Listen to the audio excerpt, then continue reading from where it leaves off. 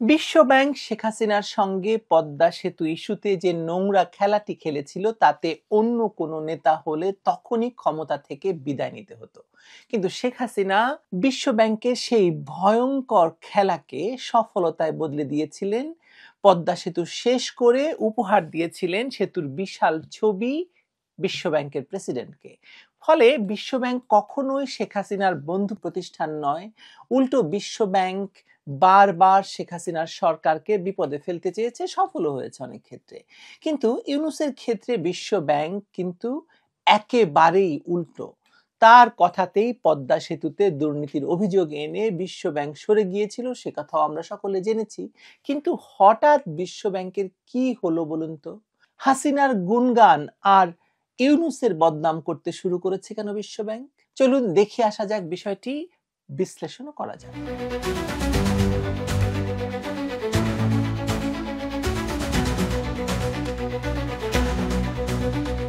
সম্প্রতি প্রকাশিত বিশ্ব ব্যাংকের প্রতিবেদনগুলোকে পাশাপাশি রেখে দেখলে বাংলাদেশের দুই ভিন্ন বাস্তবতা খুব স্পষ্ট হয়ে ধরা পড়ে।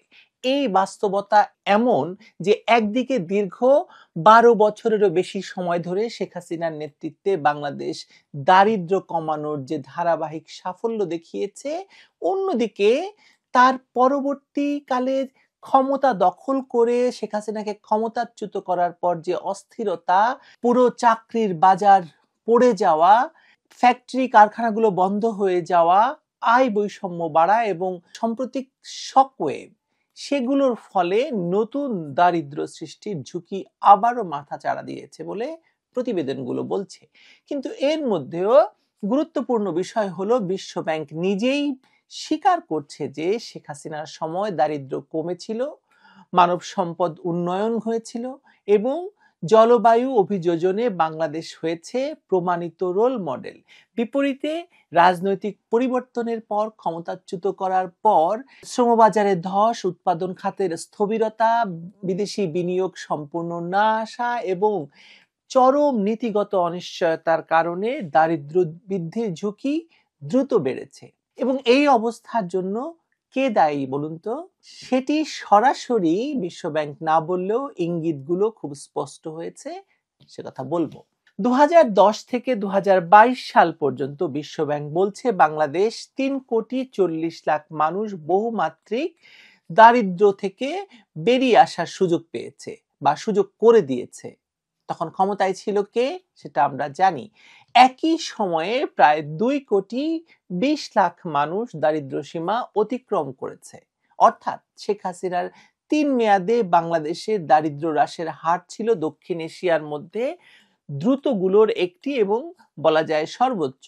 এসব সাফল্য এসেছে মূলত গ্রামাঞ্চলে কৃষির পুনরুদ্ধার, শিক্ষায় মেয়েদের অগ্রগতি, বিদ্যুৎ, স্যানিটেশন, যোগাযোগের ব্যাপক সম্প্রসারণ, রেমিটেন্স প্রবাহ বৃদ্ধির সুবিধা করে দেওয়া, নানা রকম প্রণোদনা দেওয়া এবং সামাজিক খাতে সম্প্রসারিত ব্যয়ের মাধ্যমে। বিশ্ব ব্যাংক যাই বলুক, এই অগ্রগতি কিন্তু কোনো দুর্ঘটনা নয়, এটি ছিল দীর্ঘমেয়াদী পরিকল্পনা এবং বাস্তবায়নের ফসল। তবে 2016 সালের পর দারিদ্র্য হ্রাসের গতি কমেছে, এ কথাটিও বিশ্ব ব্যাংক বলছে। কিন্তু এর কারণ ছিল বৈশ্বিক মন্দা, রাশিয়া ইউক্রেন যুদ্ধ, রপ্তানি বাজারে সীমাবদ্ধতা, কোভিড-19 অভিঘাত এবং সবচেয়ে বড় বিষয় হলো শহরাঞ্চলে শিল্প খাতে নতুন চাকরি সৃষ্টি স্থবির হয়ে যাওয়া। তারপরও শেখ হাসিনার সরকারের সময় গ্রামীণ অর্থনীতি প্রবৃদ্ধি ধরে রেখেছিল এবং দারিদ্র্যের হার বাড়েনি। বরং বিশ্ব ব্যাংক বলছে যে 2016 থেকে 22 সময়ে গ্রামের দরিদ্র কমেছে শহরের চেয়ে দ্বিগুণ হারে। একথা নিশ্চয়ই আপনিও জানেন। বাংলাদেশের যে গ্রামে আপনি যান না কেন, মনে হবে যে এই গ্রাম 5 বছর আগেও যা ছিল তার থেকে 1 লাফে 10 বছর এগিয়ে গেছে। এই প্রমাণ তো আপনার কাছে আছে না? এই সময়ে আরেকটি চিত্র দেখা যায়, জলবায়ু অভিযোজনের বাংলাদেশে অগ্রগতি। নতুন রিপোর্ট বলছে যে পুরো দক্ষিণ এশিয়ার মধ্যে সবচেয়ে ঝুঁকিপূর্ণ দেশ বাংলাদেশ এবং 2030 সালের মধ্যে প্রায় 90% মানুষ জলবায়ু ঝুঁকির মধ্যে থাকবে। কিন্তু ঝুঁকি বেশি মানেই যে ব্যর্থতা নয়, সেটা প্রমাণ হয়েছে বাংলাদেশে। কারণ একই প্রতিবেদনে বলা হয়েছে যে বাংলাদেশ জলবায়ু অভিযোজনে দক্ষিণ এশিয়ার রোল মডেল। শেখ হাসিনার আমলে ঘূর্ণিঝড়ে মৃত্যু হার শূন্যের কোঠায় নেমে এসেছিল। ডেল্টা প্ল্যান 2100 কথা আমরা জানি, ক্লাইমেট ট্রাস্ট ফান্ডের কথা জানি, মুজিব ক্লাইমেট প্রসপারিটি প্ল্যানের কথা জানি।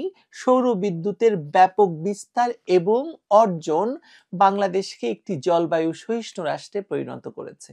এসব উদ্যোগ আন্তর্জাতিকভাবে এতটাই স্বীকৃত যে কপ ও জাতিসংঘে বাংলাদেশ বারবার প্রশংসিত হয়েছে, অনেকগুলো পুরস্কার অর্জন করেছে।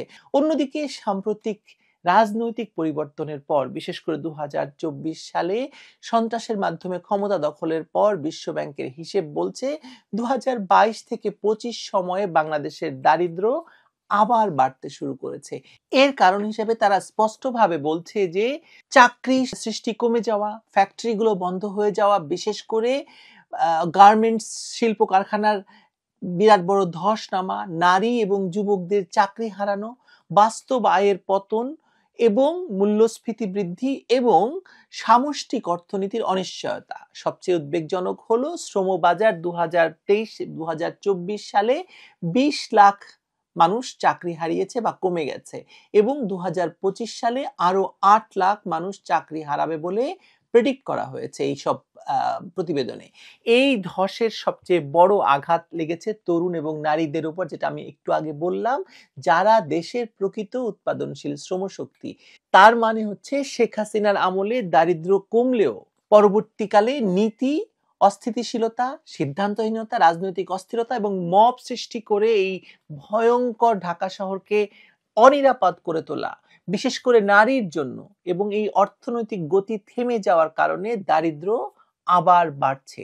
বিশ্বব্যাংক কখনো কারো নাম ধরে রাজনৈতিক মন্তব্য করে না, কিন্তু তাদের ডেটা দেখলে সহজেই বোঝা যায় যে পরিবর্তনের পর, মানে এই 2024-এর আগস্টের পর থেকে অর্থনীতি যে ধাক্কা খেয়েছে সেটির অভিঘাত সরাসরি গিয়ে পড়ছে দরিদ্র জনগোষ্ঠীর উপর। এই পরিবর্তনের সঙ্গে যে নোবেল বিজয়ী ইউনূসের রাজনৈতিক প্রভাব, কর্মবিরোধী জোটবদ্ধ বা সাম্প্রতিক অস্থিরতার মিল রয়েছে, তা সরাসরি না বললেও দরিদ্র বৃদ্ধির যে সময়রেখা বিশ্বব্যাংকের প্রতিবেদনগুলো দিচ্ছে তা নিজেরাই প্রমাণ করছে যে এটা কখন, কিভাবে এবং কার সময়ে ঘটেছে। কেননা অর্থনীতিতে চাকরি সৃষ্টি থেমে যাওয়া মানে ক্ষুদ্র ঋণ নয়, বরং চাকরির বাজার, যেটা সব সময় ঘটেছে শিল্প খাতে, সেটা বন্ধ হয়ে গেছে। যদি শিল্প অচল হয়, যদি বিনিয়োগ স্থবির হয়, যদি উদ্যোক্তা শ্রেণী অনিশ্চয়তায় থাকে, তাহলে দারিদ্র্য বাড়বেই। আর এই অনিশ্চয়তা সৃষ্টি হয়েছে অর্থনৈতিকভাবে রাজনীতিকে মাঠে টেনে আনার ফলে, এবং এই অস্থিরতা ভয়ঙ্করভাবে ছড়িয়ে পড়েছে দেশের সর্বত্র। দেশে যা ঘটে গেছে এই সম্প্রতি ক্ষমতা বদল, পালাবদলের কারণে, সেটা হচ্ছে দেশের সচ্ছল সক্ষম মানুষকে এক ঝটকায় অসচ্ছল এবং অক্ষম করে দেওয়া। আপনি গ্রামীণ অর্থনীতির দিকে তাকান, এই যে ধরুন বাউলদেরকে মানে হত্যা করা হচ্ছে, বাউলদেরকে গান করতে দেওয়া হচ্ছে না, এটা কিন্তু গ্রামীণ অর্থনীতির সঙ্গে এমন ভাবে যুক্ত, কারণ প্রতিটি মেলায় একটা গ্রামীণ অর্থনীতির একটা সচল মানে ভাব তৈরি হয়, সেটি পুরোপুরি বন্ধ হয়ে গেছে। বিশ্বব্যাংকের নতুন জলবায়ু রিপোর্টে বলা হয়েছে যে জলবায়ু ঝুঁকি বাড়ছে এবং 2030 সালের মধ্যে এর ভয়াবহতা বহু গুণ বাড়বে।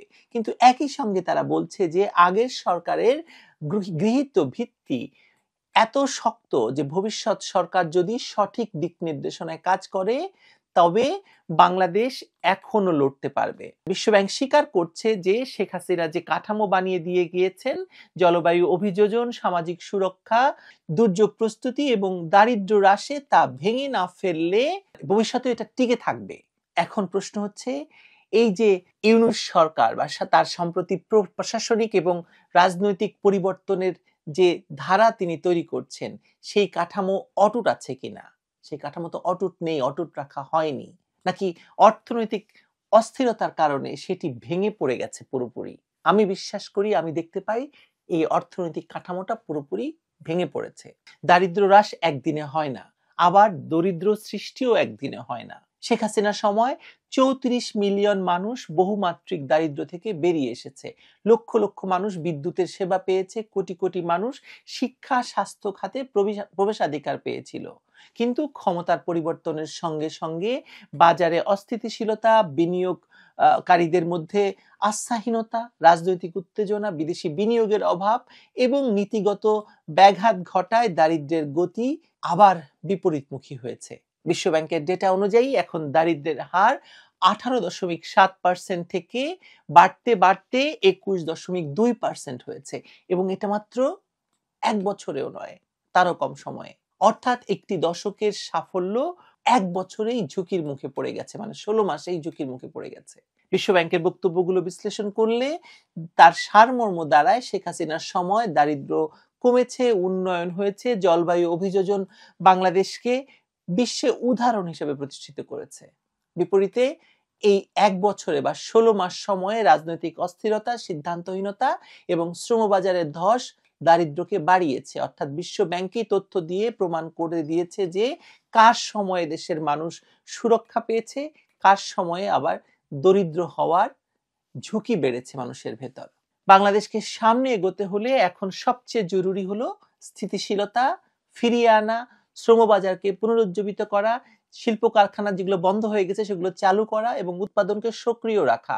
পূর্বের সরকারের স্থাপিত জলবায়ু দারিদ্র্য বিমোচন কাঠামোর যে মানে নতুন করে শক্তিশালী করা। কারণ বিশ্বব্যাংকের ভাষায় ঝুঁকি বাড়ছে, কিন্তু সঠিক নেতৃত্ব থাকলে এখনো প্রতিরোধ সম্ভব।